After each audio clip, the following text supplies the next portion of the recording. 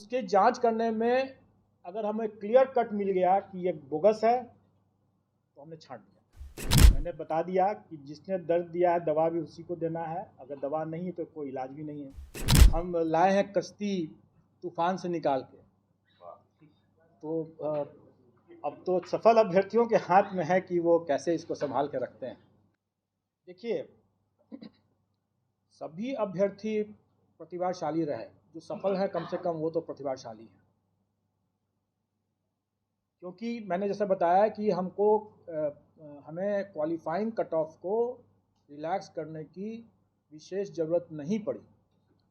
2-3 विषय हो सकते हैं जिसके बारे में आपको बताया जाएगा, लेकिन उसमें भी हमें ज़्यादा नहीं 1-2 नंबर बोनस देना पड़ा, उससे अधिक नहीं फ़र्क पड़ा। इसलिए ये कहना कि हम लोगों ने क्वालिफाइंग को कट ऑफ को काफ़ी रिलैक्स किया, ऐसी कोई बात नहीं है। प्रतिभाशाली अभ्यर्थी है, अनुभवी है और काफ़ी मतलब मेहनती भी है, क्योंकि वाकई में जो प्रश्न थे, मैं ये नहीं कहूँगा कि वो बहुत ही हाई स्टैंडर्ड के थे, लेकिन वो प्रश्न जो परीक्षा के उस प्रेशर में, उस माहौल में जो लोग देते हैं, वाकई में वो एक कठिन थे। सर, ये जो पार्शली वेरीफाइड हुए हैं डॉक्यूमेंट्स वेरिफिकेशन का, उसका रिजल्ट आपने दिया है या उसको नहीं दिया है? जो हमने सबको दिया है। पार्शियली वेरीफाइड को देखिए, हमने अभ्यर्थियों के हित में जो मामले पार्शियली वेरीफाइड के थे उनके डॉक्यूमेंट्स को भी, और जो अनवेरीफाइड थे उनके डॉक्यूमेंट्स को भी, और जो एब्सेंट थे उनके डॉक्यूमेंट्स को भी हम लोगों ने आयोग में जो उन्होंने आवेदन में दे रखा था उसको जांच किया, और उसके जांच करने में अगर हमें क्लियर कट मिल गया कि ये बोगस है तो हमने छांट दिया। लेकिन जहां भी हमें लगा कि इसको कुछ एक मौका दिया जा सकता है, उसको हम लोग नहीं छांटे, उसको बेनिफिट ऑफ डाउट हम लोगों ने दिया है, और इसीलिए हम लोगों ने जो अपना जो रिजल्ट निकाला है वो सशर्त निकाला है। रिजल्ट हम प्राइमरी का बिल्कुल देंगे जी, 20 के बाद बिल्कुल देंगे। जब निकल जाएगा आप लोग खुद ही, हम लोग के पोर्टल से आप लोग पता चल जाएगा। मैंने बता दिया कि जिसने दर्द दिया है दवा भी उसी को देना है, अगर दवा नहीं है तो कोई इलाज भी नहीं है। दर्द के साथ आगे जीवन आगे बढ़ाना पड़ेगा। दुर्गा पूजा से पहले दे रहे हैं रिजल्ट प्राइमरी का सर? प्रत्येक रिजल्ट जो है वो दुर्गा पूजा के पहले हो जाएगा। पोर्टल पर आ जाएगा, सारा पोर्टल पर आ जाएगा। और मैं तो यही कहूँगा कि हम लाए हैं कश्ती तूफान से निकाल के, तो अब तो सफल अभ्यर्थियों के हाथ में है कि वो कैसे इसको संभाल के रखते हैं। अभ्यर्थी का प्रश्न है सर, वाटर मार्क को लेकर सर, तो उसका मतलब कुछ वाटर मार्क को लेकर अभ्यर्थी लगातार कॉल कर रहे हैं, उसमें जो अपलोड किए हैं सर उस पर नहीं है, कोई अंक कट जा रहा है, तो उनके साथ क्या होगा? कुछ नहीं होगा, डोंट वरी। अगर कोई, जैसे मैंने क्या कहा कि हम लोग इसको पोर्टल को ओपन कर दे रहे हैं, अगर कोई अभ्यर्थी अपलोड नहीं कर सके हैं वो भी वहाँ पर अपलोड कर लेंगे और फिर से डाउनलोड करके जाकर दिखा देंगे। सर, एक सवाल है, आपने कहा सबसे तेज रिजल्ट दिए, लेकिन रिक्तियों के मुताबिक अगर देखा जाए तो नहीं, हमने ये भी कहा कि हम लाए कश्ती तूफान से निकाल। सर, योग्य अभ्यर्थी पूरे तूफान के माहौल से हम लोगों ने कश्ती निकाल के लाया। सर, सीटें खाली रह गई, क्या मानते हैं अभी भी योग्य अभ्यर्थी की कमी है बिहार में? देखिए, जो सीट खाली रह जाती है या जैसे डॉक्यूमेंट वेरिफिकेशन जो अभी प्राइमरी का डिसेंट्रलाइज्ड वे में नए तरीके से अभी होना बाकी है, जो कि योगदान के समय होगा। जो डॉक्यूमेंट वेरिफिकेशन हम लोगों ने कराया डिसेंट्रलाइज्ड वे में 9, 10, 11, 12 का, उसमें जो हम लोग का पार्शियली वेरीफाइड हुआ उनको हम लोग फिर से मौका दिए हैं और वो वहाँ पर जा कर के दिखा सकते हैं। उसके अलावा ये भी है, जैसे बहुत बार लोग बोलते रहे हैं कि कई अभ्यर्थी अपना गलत सर्टिफिकेट दे दिए जो कि उनकी अर्हता नहीं थी। अब STET की परीक्षा बीएड की परीक्षा के पहले या बाद में या पीजी की परीक्षा के पहले या बाद में, ये सब निर्णय राज्य सरकार को करना है। लेकिन अगर मान लें, आपसे मैं एक प्रश्न कर रहा हूँ कि मैं एक अभ्यर्थी हूँ और मैंने 11th-12th भी क्लियर कर लिया और 9th-10th भी क्लियर कर लिया, तो हम अगर उसको 11th-12th में अगर उसका हम डिक्लेयर करेंगे रिज़ल्ट और 9th-10th में नहीं करेंगे, और कहीं वो 11th-12th की डॉक्यूमेंट वेरिफिकेशन में पोस्ट ग्रेजुएट डिग्री उसका नहीं सही पाया गया, तो वो बाहर हो जाएगा। और अगर हम 9th-10th में उसका रिज़ल्ट नहीं देंगे तो उसमें ही बाहर हो गया, जबकि हो सकता है कि अंडर ग्रेजुएशन में वो सही हो उसका। तो इसलिए हम लोगों ने रिज़ल्ट में किसी को वंचित नहीं किया है। जो जिसका भी मेरिट बनता था 11th-12th में उसको भी दिया है, और जिसका भी 9th-10th में बनता था, दोनों में बनता था, दोनों में दे दिया है। ऐसा इसलिए भी कि आप देखेंगे कि 11th-12th में अभ्यर्थी कम है और वैकेंसी ज़्यादा है। 9th-10th में भी मात्र 4 विषय छोड़ करके बाकी सभी विषय में वैकेंसी ज़्यादा है और अभ्यर्थी कम है। इसलिए अगर किसी अभ्यर्थी को कोई एक पद छोड़ना भी पड़े, 9th-10th या 11th-12th जिसका भी छोड़ना पड़े, तो उसके कारण से कोई फ़र्क नहीं पड़ने वाला है। लेकिन जहाँ तक उन विषयों में जहाँ पर अभ्यर्थी ज़्यादा हैं और वैकेंसी कम है, वहाँ पर अगर कोई छोड़ता है तो वेटिंग लिस्ट में दूसरे को दिया जा सकता है, लेकिन इसका निर्णय राज्य सरकार करेगी। सर एक सवाल है तो सर, 1 मिनट में इसको कंप्लीट कर लूँ। इसका निर्णय राज्य सरकार करेगी। तो वेटिंग लिस्ट का मुद्दा जो है वो राज्य सरकार के निर्णय पर होगा, क्योंकि ये अभी कहा नहीं जा सकता है कि वेटिंग है कि नहीं है, क्योंकि अभी जो हम लोगों ने सशर्त रिजल्ट निकाला है, यह मेरा पूर्ण रिजल्ट नहीं है, क्योंकि डॉक्यूमेंट वेरिफिकेशन में छंट जाएगा तो छंट जाएगा, और हमारे पास तो सभी का मेरिट लिस्ट है। अगर सरकार अगर कहेगी कि इसी बार में मेरिट लिस्ट में जोड़ दिया जाए वेटिंग लिस्ट करके, तो हम लोग दे देंगे। अगर सरकार बोलेगी कि नहीं इस बार नहीं, हम लोग अगले बार में ले जाएंगे इसको, तो अगले बार में ले जाएंगे। तो ये प्रश्न जो है जो आप लोग पूछ रहे हैं, यह प्रश्न फिर सरकार से आप पूछ रहे हैं। सर योग्यता पर आपने अभी पहले ही कहा कि बिहार के जो छात्र हैं वो जो काफी प्रतिभाशाली हैं, या जो आपको क्या लग रहा है कि सीटों की तुलना में अभ्यर्थी ही कम थे, या फिर हम पूछ रहे हैं कि क्या योग्यता पर भी आपको लगता है? 23,701 रिजल्ट दिया है। यह रिजल्ट कम नहीं है, क्योंकि टोटल अभ्यर्थियों की संख्या मुश्किल से 30,000 से भी अधिक नहीं थी। इसमें अभ्यर्थियों की संख्या जो थी इसमें 37,000 थी, जबकि रिजल्ट हम लोगों ने 23,701 दिया है। मैं उसका भी आपको विश्लेषण बता दूंगा।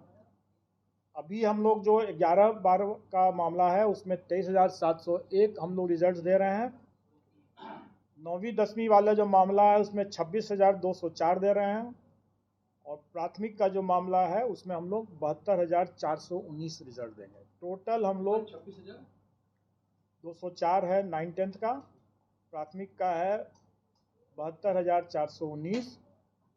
टोटल हम लोग दे रहे हैं 1,22,324। और मैं आपको बता दूं कि जो अब आप लोगों को मिल जाएगा, मैं थोड़ी दूसरी बात बता देता हूं, मैं उसके बारे में बता रहा हूं। आप प्रश्न पूछेंगे मैं जरूर जवाब दे दूंगा। अभी मैं कुछ फैक्ट्स आपको बता रहा हूं। 1,22,324 अभ्यर्थी हम लोग के सक्सेसफुल हुए हैं। 1,22,324 टोटल हैं। और अगर हम लोग थ्योरेटिकल मैक्सिमम देखें, मतलब कहने का ये है कि कुछ विषय में अभ्यर्थी बहुत कम है, वैकेंसी ज़्यादा। स्वाभाविक है कि उससे अधिक हम दे ही नहीं सकते हैं जितने अभ्यर्थी हैं। तो थ्योरेटिकल मैक्सिमम जो था वो 1,70,461 नहीं है, क्योंकि अभ्यर्थी कई विषयों में बहुत कम है वैकेंसी से। तो टोटल थ्योरेटिकल मैक्सिमम था 1,32,000, 1,31,000 कुछ 100 है, 1,32,000 मान लें। तो उसके विरुद्ध हम लोग देखा जाए तो हम लोग की उपलब्धि जो है वो 93% है। अब आप लोग जितनों का भी ये कहना था कि सरकार की नियत ही नहीं है अपॉइंट करने की, तो आप स्वयं समझ सकते हैं कि हम लोगों का क्या नियत था और हम लोगों ने क्या किया है। अब एक प्रश्न एक है ज़रूर और वो प्रश्न है कि अभी जैसे पूछा भी गया कि बीएड वर्सेस बीटीसी का क्या होगा, तो इस पर तो मैं आप लोगों को सिर्फ एक गाने की पंक्ति बोल सकता हूँ कि तुम्ही ने दर्द दिया है तुम ही दवा देना। अब जिसने दर्द दिया है वो दवा भी तो वही दे सकता है, और जब तक दवा नहीं है तब तक इलाज संभव नहीं है। मैं समझता हूँ कि आप लोगों को उत्तर मिल गया होगा। तो इंक्लूडिंग रहेगा या नहीं सर? मैं समझता हूँ कि आप लोगों को उत्तर मिल गया होगा। सर मतलब दवा नहीं तब इसमें भी सबसे ज़्यादा लोग विवाद कर रहे थे कि बड़ा टफ क्वेश्चन आ गया है, उसमें तो बिल्कुल ही नहीं। किसी भी विषय में एक दो विषय को छोड़ करके, एक दो मामले को छोड़ करके किसी भी मामले में हमें अपने क्वालिफाइंग कट ऑफ को रिलैक्स करने की ज़रूरत नहीं पड़ी। सभी अभ्यर्थी अच्छी गुणवत्ता के हैं और जो सफल हुए हैं वो निश्चित तौर पर अच्छे लोग हैं। इस परीक्षा में हम लोगों ने बड़े पैमाने पर टेक्नोलॉजी का उपयोग किया। कुछ की वानगी तो आप लोगों ने यहाँ के आयोग के हमारे कमांड कंट्रोल रूम को भी देख करके आप लोगों ने समझ लिया होगा। कुछ की वानगी जो मुन्ना भाई पकड़े गए उन्हें भी अब समझ में आ गया होगा। और इसके अलावा जो मैं बार बार ये कहता रहा हूँ कि जो कार्य हम पर्दे के समक्ष करते हैं वो सब लोग देखते हैं, सब लोग की नज़र में रहता है, लेकिन उससे कहीं ज़्यादा कार्य जो होता है वो पर्दे के पीछे भी होता है। और पर्दे के पीछे का कार्य महत्वपूर्ण होता है, लोगों की नज़र में नहीं रहता है, इसलिए ज़्यादा उसमें हम लोगों को एहतियात बरतने की ज़रूरत पड़ती है। आज जो हम इतने परीक्षा फल को बनाए हैं और आज जो हम जिला आवंटन कर पाए हैं इतने कम समय में, इसका श्रेय जाता है हम लोगों के टेक्नोलॉजी का यूज़ करने का। हम लोगों ने सारा चीज़ सॉफ्टवेयर से किया, रिज़ल्ट भी बनाया सॉफ्टवेयर से, और डिस्ट्रिक्ट एलोकेशन भी सॉफ्टवेयर से हम लोगों ने किया है। और इसको हम लोगों ने आगे बढ़ाते हुए, क्योंकि हम लोगों ने देखा कि डॉक्यूमेंट वेरिफिकेशन के समय जो हम लोगों ने 11th 12th and 9th 10th का जो डॉक्यूमेंट वेरिफिकेशन का काम कराए, उसमें हम लोगों ने पाया कि अभ्यर्थी आवेदन देते समय 1000 तरह की गलतियां कर बैठे थे। उसके बाद जब वो वहाँ पर डॉक्यूमेंट वेरिफिकेशन के लिए आए तो उसमें भी कई गलतियां हुई, क्योंकि कई लोगों का तो पूर्ण वेरिफिकेशन हो गया, लेकिन कुछ लोगों का पार्शियल हुआ। बड़े पैमाने में अभ्यर्थियों अनुपस्थित रहे जानबूझ करके, क्योंकि जब हम लोगों ने उनके डॉक्यूमेंट्स को जो उन्होंने आवेदन में जो दिया था उनको हम लोगों ने जब वेरीफाई किया तो हम लोगों ने पाया कि वैसे लोग जानबूझ करके अनुपस्थित रहे, क्योंकि उसके पहले 500 लोग ऐसे थे जिनका डॉक्यूमेंट वेरिफिकेशन में बिल्कुल ही अप्रमाणित पाया गया। और जिनका अप्रमाणित पाया गया उसके डॉक्यूमेंट्स की जब हम लोगों ने यहाँ से भी हम लोगों ने जब जांच किया तो हम लोगों ने पाया कि वाकई में वो सही तरीके से ही बाहर किए गए हैं।